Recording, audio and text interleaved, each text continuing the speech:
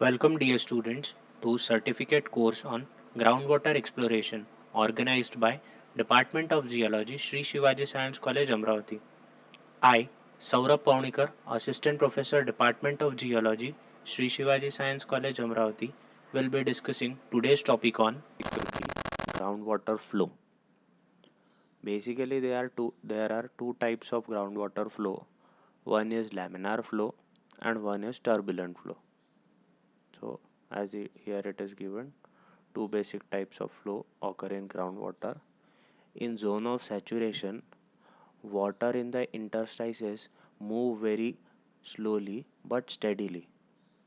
Laminar flow at points where large volume of water discharges, like near wells, water must converge through constricted openings. As a result, eddies form and water particles move in irregular circular paths through pores and it becomes turbulent flow. So basically majority of times groundwater flows in an laminar fashion, that is a laminar flow, but when there are bigger openings, that flow gushes into each other and that flow becomes turbulent flow. The eddies are formed in that flow. We will be discussing further about it. So what is laminar flow? Also known as streamline or viscous flow. In laminar movement there is an endless procession of water particles flowing the same path propelled by different head. So what we can say, if this is a saturated medium and this is a groundwater direction,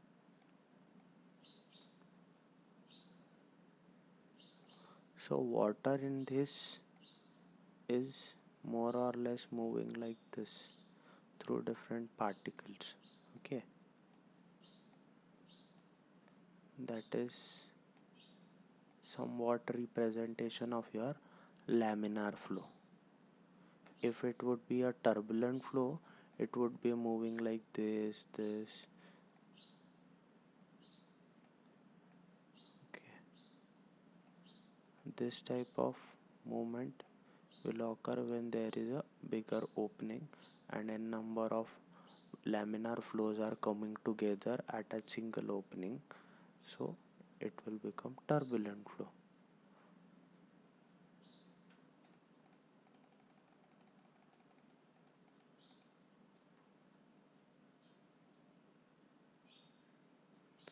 The different threads of laminar moving particles of water are not entirely parallel nor in straight line but are in linear in fashion. They converge while they pass through narrow necks, diverge while they emerge into large interstices. Also, rate of movement isn't constant for every particle. It speeds up very gradually approaching the neck and slows down where it enters large spaces.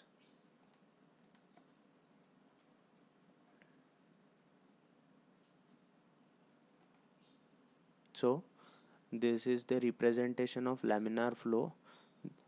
Here it will have highest velocity and at this point it will have minimum or zero velocity. Every fluid molecule followed a straight path. Okay, that is, it is more or less it is flowing in linear fashion. They uh, that was parallel to boundaries of the tube. So this is nothing but your laminar flow. Let's consider this to be a tube and it is simply flowing in this direction in a tube. And if it would be have been flowing like this,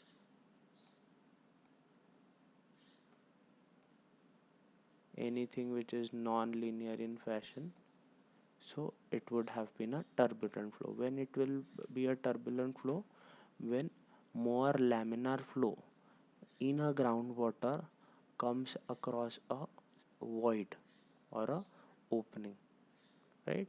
That it occurs in a well.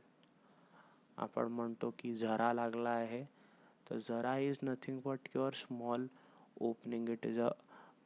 I it is a spring, right? So the spring is nothing but your small opening in ground. So water which was flowing in a laminar fashion will come out in a turbulent fashion at this point. However, this process is conceived to be perfectly orderly, every particle moving in predetermined path defined by irregular shapes of interstices. There is no intermixing of individual threads or layers. This flow occurs at relatively slow velocities. Groundwater flow in the most cases is laminar.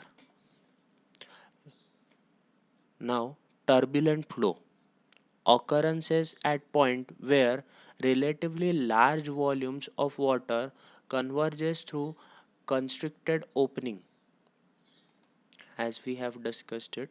So at that point there will be a turbulent flow. Eddies moving in irregular twisting paths are formed. So like this circular movement of water will be your eddies, right? Individual particles intermix completely. This could be like so, flowing irregular paths through the pores. This flow occur at high velocities. Example, flow in river cracks, underground streams in cavern limestones, that is when there are bigger holes in a limestone. We already know that limestone is a dissolvable rock, right? So underneath the surface there could be bigger direct spaces which are connected, where water can flow without any obstacle, so it flows in turbulent fashion over there, right? Just like when water is pumped in a tube with pressure, so it will not flow linearly, it will flow like in this eddy fashion, right? So that will be your turbulent flow. Places where groundwater is entering a heavily pumped well, so over there it will be a turbulent flow. So this is representation of turbulent flow. Every fluid molecules mixed very complex path that lead to mixing of dye.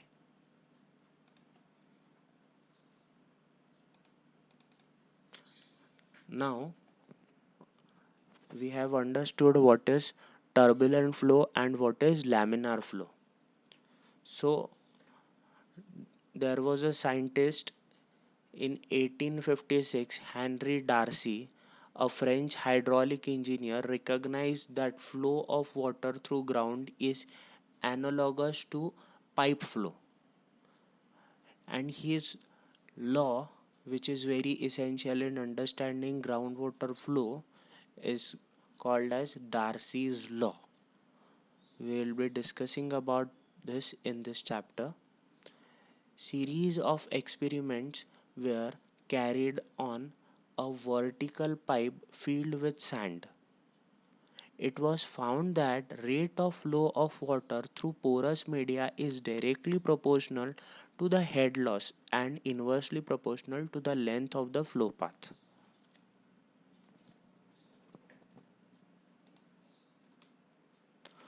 What is Darcy's law? It states that principle which governs the movement of fluid in the given substances. Darcy's law equation describes the capacity of liquid to flow via an porous media like a rock. The law is based on fact according to which the flow between two points is directly proportional to. Now, what Darcy's law tells us is the flow between 2 points is directly proportional to 1 pressure difference between those 2 points, the distance between those 2 points, the connectivity of flow within rocks between those 2 points. Measuring the interconnectivity is known as permeability.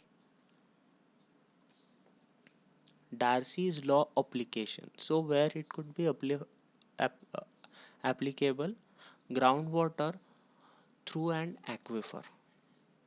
To describe oil, gas, water flow through petroleum reservoir, a liquid flow within a rock is governed by the permeability of the rock, and the permeability is to be determined in horizontal or vertical directions. Now, Darcy's law equation. Darcy's law can be described as Darcy's law describes the relationship among the instantaneous rate of discharge through porous medium and pressure drop at a distance. Using the specific sign convention, the Darcy's law is expressed as Q is equals to minus Ka del H by del L. So what Q is representing over here is the rate of water flow. So now in a medium, a rate of water flow can be determined if what we know K, what K is representing, K is hydraulic conductivity. This hydraulic conductivity is particular for particular material. Okay, so let's say it's a sandstone. A sandstone will have more hydraulic conductivity as it have more pore spaces, and those pores are more connected to each other, right? So it will have more hydraulic conductivity. Different materials will have different hydraulic conductivity, so it is K is constant for particular material. A is the column across section area. Del H by del L indicates hydraulic gradient. Now this diagram will very well tell you what we were talking about Darcy's law. Okay, let's say this is an H1, that is your head 1. Okay, so this is at higher elevation. Okay, and this is your H2, this is your head 2, this is at lower elevation. Okay, so this difference between two heads of a water column, that is nothing but your del H, right? This is your del H, H1 minus H2. That is, one column is at higher head, another column is at lower head. Let's see in practical world what will happen. A groundwater will be flowing from one direction to another direction under the gravitational head, that is under where the more slope is there, where it will flow from higher elevation to lower elevation. Let's say this is a uh, ground surface. Okay, this is a your one porous media, this is your aquifer. Okay, in this aquifer groundwater is flowing, so it will flow from higher elevation area to the lower elevation area.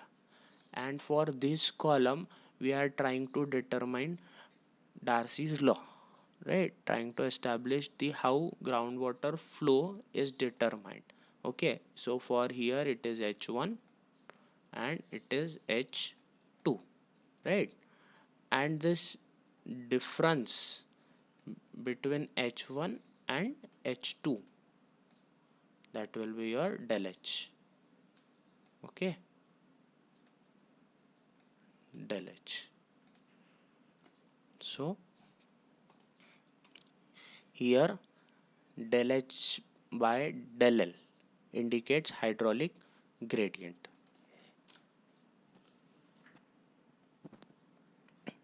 Now in this diagram we can see there is this area is your, this is representing your area A, right? This A, that is the column across section area. This is your column across section area. This is your length, that is we are going to count from h1 to h2. In this case it would be like this. Okay, and what we need to determine from here, that is q. Q is your rate of water flow. So this rate of water flow can be determined with the help of Darcy's law or Darcy's equation. Darcy's experiment. So what he did, he placed one pipe column and he placed the sand in it, and water was allowed to flow from one direction to another direction under the gravitational head. That is, this is at higher elevation, this is at lower elevation. This will be your del H. So this will be your area. Head difference is inversely proportional to length.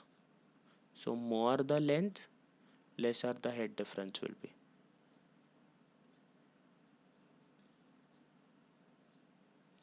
Coefficient of proportionality is your K. So K is your hydraulic conductivity. So here are some other equations which we can determine with the help of this Darcy's experiment.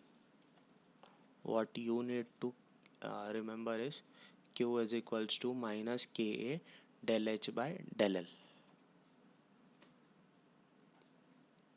Validity of Darcy's law.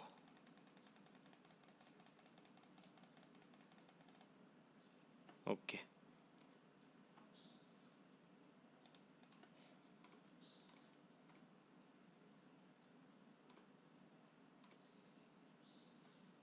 Now recalling Darcy's law.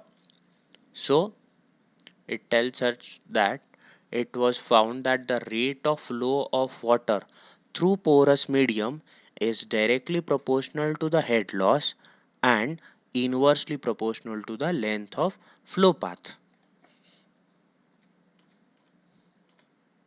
Validity of Darcy's law. Darcy's law is a particular case of general viscous fluid flow.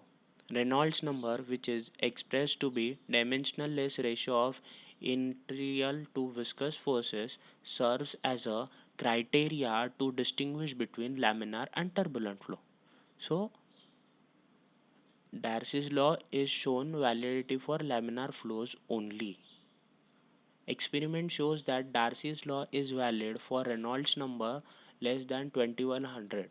So till here it shows laminar flow when Reynolds number is 2100 and doesn't depart up to 4000. After 4000 Reynolds number, it is a turbulent flow. Except for flow in fissure and caverns, to a large extent groundwater flow in nature obeys Darcy's law. Laminar flow is dominant at very low velocities, but at some points, that is Reynolds number of approximately 4000, when it is a turbulent flow. Turbulent flow begins as a velocity increases. Darcy's law is valid if the flow through soil is laminar. The flow of water through soils depend upon the dimension of particles. In fine grained soils, the dimension of interstices voids are very small and flow in necessarily laminar. Flow is necessarily laminar. In coarse grained soil, the flow is also laminar. However, in very coarse grained soil such as gravels, the flow may be turbulent. So, if pores are very big in rocks, that is what we see in gravels, bigger sand size or loose sands, the flow could be turbulent. For flow through soils, the soil is laminar if Reynolds number is less than unity. For here unity it is telling 1. As per the Alan Hazen The maximum diameter of particle for the flow to be laminar is 0.5 mm. So if particles are more than this size, then a flow will convert into turbulent flow, but not necessary for each and every case, but for majority cases it will be. It is valid for flow in clays, silt, fine sands. In coarse sand, gravels, boulders, the flow may be turbulent and Darcy's law may not be applicable. For Darcy's law to be valid, the relationship between velocity and hydraulic gradient one should be linear.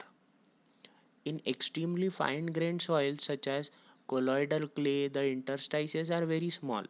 The velocity is therefore very small. In such soils, the Darcy's law is also not valid. So, uh, for this, we can consider it to be a clay or shell.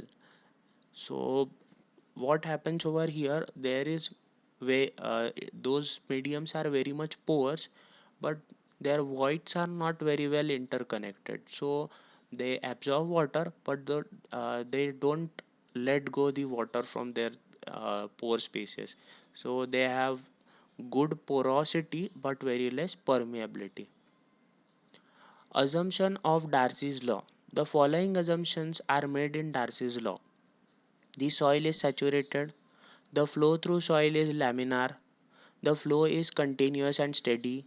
The total cross section area of soil mass is considered. The temperature at the time of testing is 27 degrees Celsius. Limitations of Darcy's law. Darcy's law can be applied to many situations but not correspond to these assumptions. So it is not considering unsaturated or saturated flow. It is only considering saturated flow. Flow in fractured rocks and granular medium. So we already know the Darcy's law is only applicable for laminar flow. In this medium, it will be a turbulent flow. Transient flow, that is velocity of fluid particle changes with the time and the position. So it's not considering that, it is only considering steady state flow. Flow in aqueducts, what we talked about, medium which is porous but not permeable, shell example, and aquifers, it only considered aquifers. Flow in homogeneous and heterogeneous systems, so it considers only a homogeneous system, it do not considers heterogeneous system or difference in it. Summary. Laminar, it is a smooth. Turbulent, it is violent. Movement is slow and steady. Movement is unsteady. In laminar flow, no intermixing of individual. In turbulent flow, intermixing layers and particles of water. In laminar, the flow allows regular and predetermined path through pores. In turbulent flow, irregular path through pores occurs. In laminar flow occurs at very low velocities, that is Reynolds number less than 2100, and turbulent flow occurs at very high velocities, Reynolds number more than 4000. Particles move forward in straight parallel paths. In turbulent flow, the particles movement fluctuates. Here, this diagram is trying to represent the laminar flow, and when water is gushed in a forced way, it becomes a turbulent flow. The next will, okay, this is a very well example of, over here it is a laminar flow, this is a transition, not 100% laminar, but this could be a representation of laminar flow. And over here all the water, it is forming eddies and it is mixing, right? So this is nothing but your turbulent flow, that is more of the laminar flow is coming into one open space. So some like this also happens when water is flowing in under the surface in a groundwater. These are the references. Thank you.